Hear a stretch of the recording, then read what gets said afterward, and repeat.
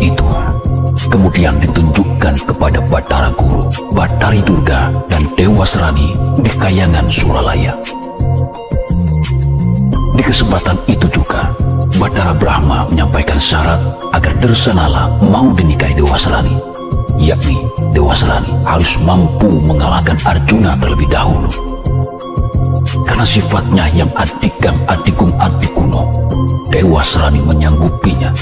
Dia segera meninggalkan Bali Mercupunto, siap menantang Arjuna.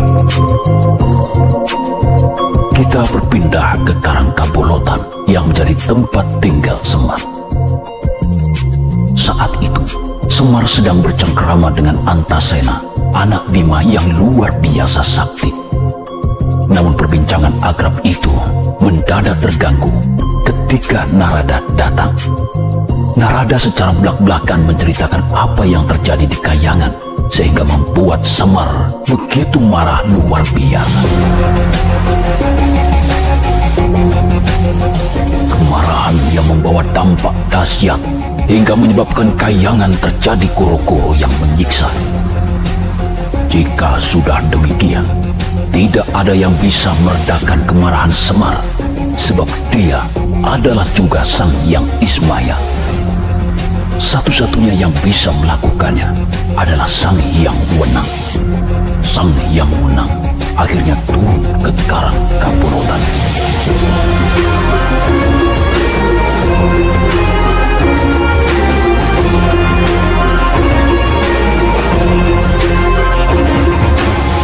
Diyakini oleh Semar, Narada, dan Antasena bahwa kehadiran Sang Hyang Wenang di desa Karangkabolotan akan memberi keadilan pada Bathara Guru yang telah menyalahgunakan kekuasaannya sebagai Raja para Dewa. Dan memang, keyakinan mereka tidak meleset. Sang Hyang Wenang berjanji akan menyelamatkan putra Arjuna dari lumpur kawah Candra di muka. Dia juga berjanji akan memberikan keadilan pada Bathara Guru dengan caranya sendiri. Berkat kemampuannya untuk mengetahui gerak seluruh makhluk di jagat raya, Sang Hyang Wenang mengetahui bahwa kala itu Brahma yang membawa bayi Arjuna sudah berada di tepi kawah Candra di muka. Karena ingin menyelamatkan sang bayi, Sang Hyang Wenang beserta Semar, Narada, dan Antasena memutuskan untuk bersama-sama berangkat ke Kayangan. Selain menyelamatkan anak Arjuna, Sang Hyang Wenang juga hendak menegakkan keadilan di jagat kadewatan yang sedang terusi oleh ulah Bathara Guru.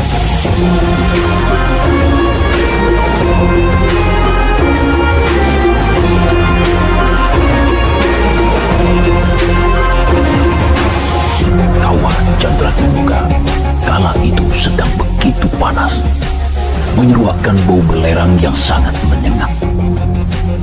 Semula, kawah maut itu menjadi tempat peleburan bagi para titah yang melakukan kejahatan selama menjalani hidupnya di dunia. Namun semasa Suralaya di bawah pemerintahan Bathara Guru, kawah itu dijadikan tempat penyiksaan bagi para titah yang berani menentang kebijakannya. Di tepi mulut kawah Candra di muka itulah Bathara Brahma termangu. Jiwa Brahma bergolak sebagaimana kawah itu. Bergolak di antara pilihan, tetap menggendong bayi Dersanala atau menceburkannya ke dalam kawah. Namun karena teringat kutukan Bathara Guru yang akan melimpahnya jika tidak melaksanakan perintah, Brahma terpaksa dengan berat hati menceburkan bayi itu ke dalam kawah.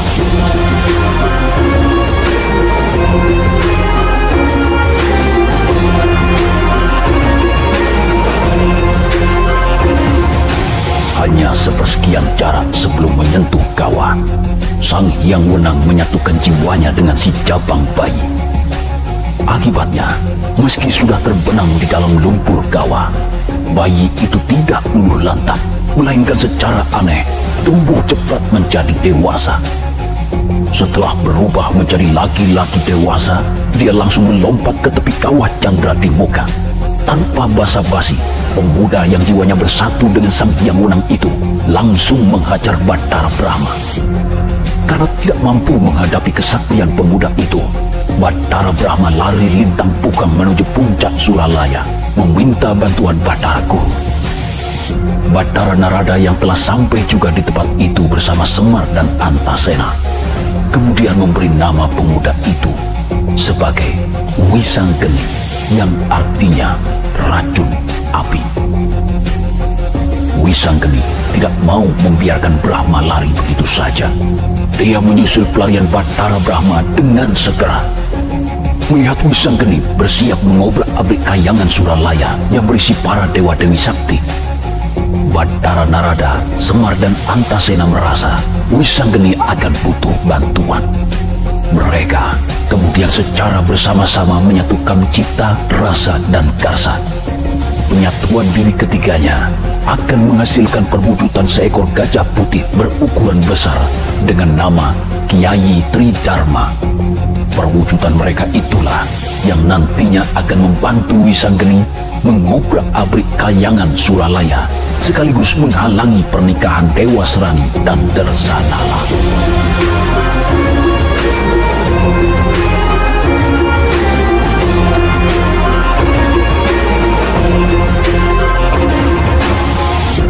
Sesudah sampai di Suralaya, Bathara Brahma langsung menghadap Bathara Guru yang kala itu berada di kediamannya. Dia melaporkan bahwa cucunya yang diceburkan ke lumpur api kawah Chandra di muka tidak tewas, namun tetap hidup, tumbuh, dan dewasa. Bahkan dirinya tidak berdaya menandingi kesaktian bayi yang telah berubah dewasa itu. Dia juga mengatakan bahwa saat menuju kediaman Bathara Guru, dirinya menyaksikan ada seekor gajah putih mengamuk di balik mercu Puntomani. Para dewa yang menjaga balik itu tidak ada yang bisa mengatasinya. Mendengar laporan yang demikian, Bathara Guru beranggukan kepala. Dengan pusaka Cis Jaludara, Bathara Guru bersiap mencari Wisanggeni.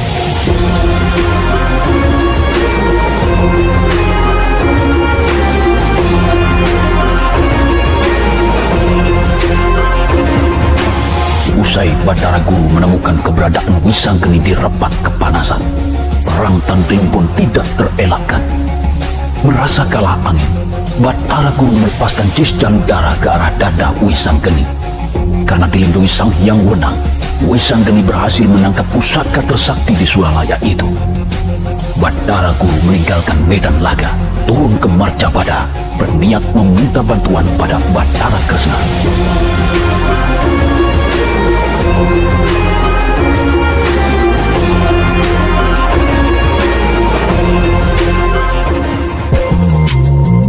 Dikisahkan di tempat lain, di penangkilan negeri Amarta, Prabu Yudhistira beserta Bima, Arjuna, Nakula, dan Sadewa menerima kehadiran Bathara Bayu dan Bathara Gamajaya. Keduanya melaporkan bahwa Bathara Guru akan memisahkan Dewi Dersanala dengan suaminya. Selanjutnya, Dersanala akan dinikahkan dengan Dewa Serani.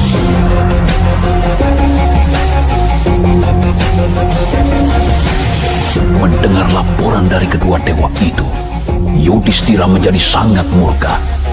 Kepada Bima, Nakula, dan Sadewa, Yudhistira memberikan perintah untuk menjaga negeri Amarta.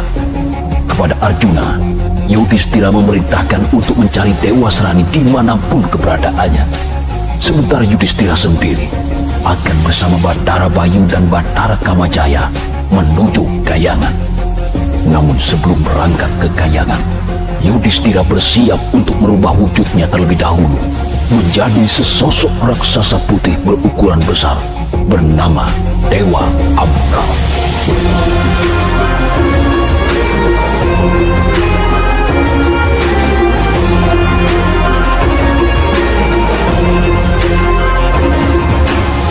Baru saja meninggalkan tapal batas Amarta, Arjuna bertemu Dewa Serani yang memang juga sedang mencarinya.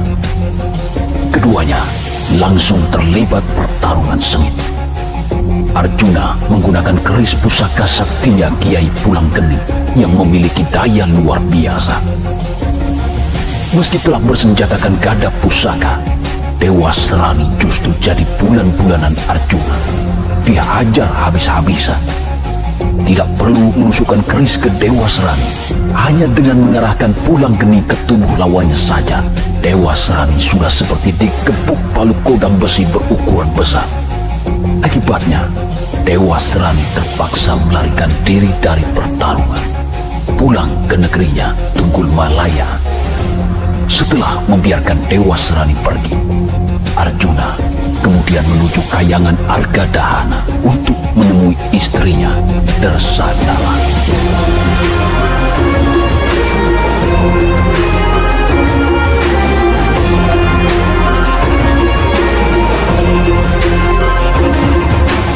Kebetulan Prabu Kresna saat itu berada di rumah tinggalnya di Dwarawati. Dia terkejut karena secara tiba-tiba Bathara Guru datang. Dia keheranan dengan wajah pucat pasi Bathara Guru, apalagi dia langsung datang ke rumahnya, bukan ke istana. Karena penasaran, Prabu Kresna bertanya kepada Bathara Guru apa yang menyebabkan demikian. Dengan terbata-bata, Bathara Guru menyampaikan tujuan kedatangannya, yakni untuk meminta bantuan Kresna menumpas Makar Wisanggeni dan Gajah Tridharma yang telah merusak Kayangan Suralaya. Karena iba melihat Bathara Guru yang nampak mengenaskan, tanpa berpikir panjang apalagi menanyakan penyebabnya, Kresna menyanggupi untuk menjadi jago para dewa, menumpas Makar Wisanggeni dan Gajah Tridharma di Suralaya. Sebelum berangkat ke Suralaya, Kresna merapal ajian yang bisa merubah dirinya menjadi sesosok raksasa berkulit hitam legam bernama Bolosrewu. Dengan perwujudan itulah dia akan menyelesaikan Wisanggeni yang telah mampu mengobrak-abrik Kayangan Suralaya.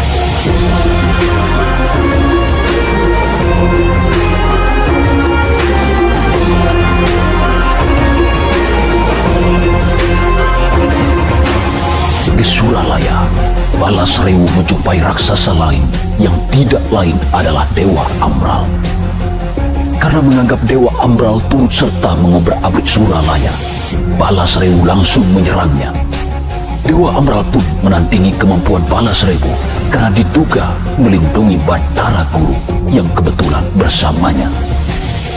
Perang tanding antara kedua raksasa hitam dan putih itu begitu dahsyat, sampai-sampai gempa bagai merontokkan setiap sudut Suralaya.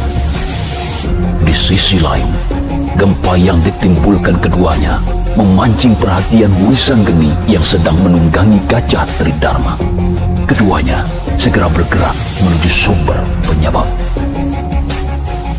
Sesampai di tempat, mengetahui pertarungan sengit antara Balasrewu dan Dewa Amral akan menyebabkan hancurnya Kayangan, Wisanggeni kemudian berusaha melerainya.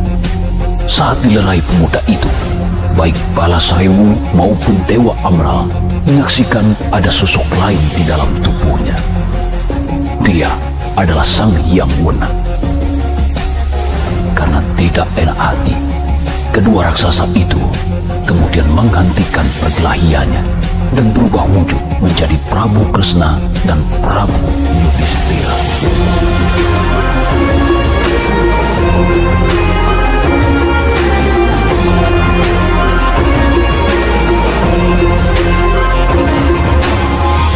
Bersamaan dengan itu pula, Sang Hyang Wenang keluar dari raga Wisanggeni. Demikian pula Gajah Tridharma kembali berubah wujud menjadi Bathara Narada, Semar, dan Antasena. Kepada Bathara Guru, Sang Hyang Wenang memberi peringatan keras agar dia mampu menjadi raja para dewa yang adil dan bijaksana. Dia juga harus menerima kembali Bathara Narada untuk menjadi patinya. Bathara Guru berjanji untuk kembali menjadi pemimpin yang adil dan berpedoman pada ajaran Hastabrata. Melihat ketulusan Bathara Guru, Sang Hyang Wunang pun kemudian mengampuninya. Sang Hyang Wunang lantas kembali ke kayangan alang-alang Kumitir. Sementara Wisanggeni, Prabu Yudhistira, Prabu Kresna, Semar, dan Antasena diajak oleh Bathara Brahma pulang ke kayangan Argadahana. Di sana, mereka akan bertemu dengan Arjuna yang telah lebih dahulu tiba. Mereka semua akan merayakan upacara syukuran atas kelahiran Wisanggeni, seorang manusia setengah dewa yang kemudian akan tinggal di kayangan Dersilo Geni.